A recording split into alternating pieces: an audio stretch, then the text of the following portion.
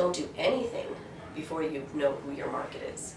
And you're not alienating anybody. Don't worry about putting a product out there and wanting to please everyone. You will never be able to please everyone.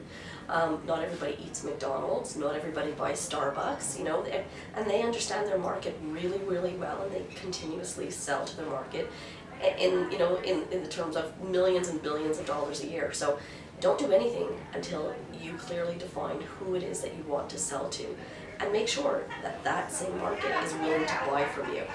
Try a few trade shows. Go to the trade show, and there's lots, there could be community trade shows or city trade shows, fairs that you can probably get a table for $100, $200, so you can test your market and see how many people are coming to your table and buying your product. And if they're not buying your product, don't be shy and say, what would you buy if I had? Or is it because you don't like the color? What color would you like to see? And just start collecting all those ideas, because if that is your market, they're telling you by not buying what they would like to see. And if it means, just changing the color and you'll get more buyers, then absolutely. But you have to go out there and test the market. Facebook is the holy grail of social media.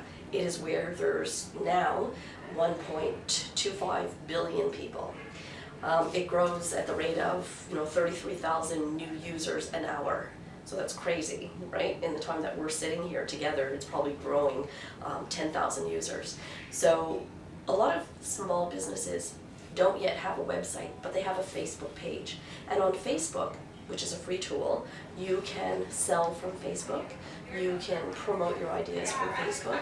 Depending on what your business is, you can create an event from Facebook.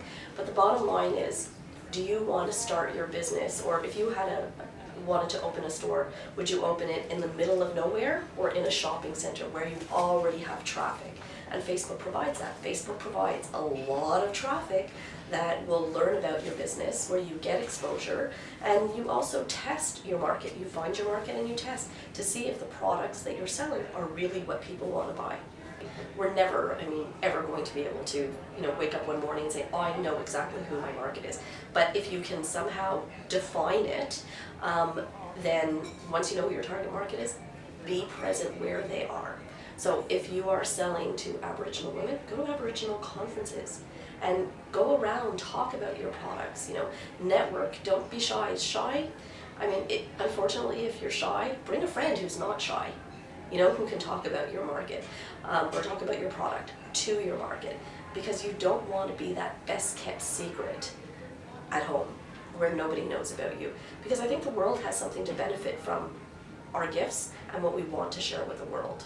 You can use Facebook ads at maybe $5 a day, and you can run an ad. Let's say you wanted to target English-speaking women in the Ottawa area.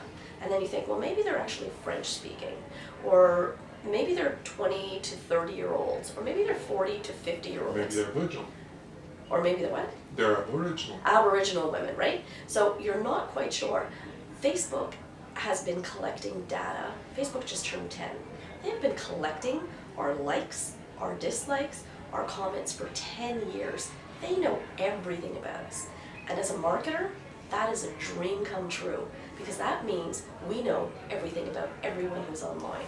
So we can say, I want to place this ad that's only shown to women who are between the ages of 20 to 30-year-olds, who are Aboriginal, and who are within a 200-mile radius from my store, my house, the place that I do business, right?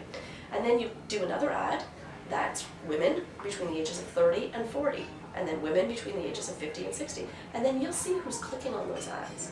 So that's one way of really finding who your target market is.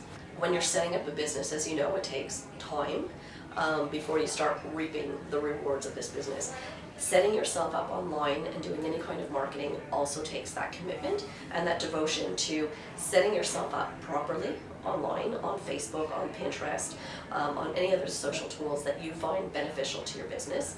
And then I would say, some people ask me, what's the appropriate amount of time to spend on social media a day? I would say 15 minutes in the morning, 15 minutes in the afternoon and 15 minutes in the evening. You're selling a product that women in California can't get, but you're selling it here. Then you have to understand that there's a time difference. So when are they going to be more apt to be in that buying mode, right? If you're selling to mothers in California, mothers don't have time in the morning. They're getting the kids off to school, they're getting themselves ready for work, they don't have time. But at night, after they put their kids to bed, that's when they sit back at their computers and they unwind. That's when they're in that mode of wanting to buy. Facebook Pages has a tool in the status where you can schedule, weeks, days in advance. You can actually schedule a post. So you can schedule a post to go out at 3 o'clock because yes, that's when the kids come home. You might not have time at 3 o'clock. And then you check in the evening to see has anybody commented on that post, because you don't want to be the company, the person that's just posting out and not actually engaging, because the engaging and having the conversation with the people who are replying and commenting on your post, that's where the real magic is. It's not enough to just post and then close your computer.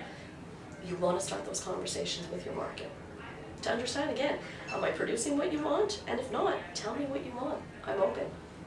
You can follow me on the social networks so you know where my brain is at and what new tools that I think are really beneficial. You can find me on my website at lisamackenzie.com, Twitter Lisa Mackenzie, on Facebook you can find me as well.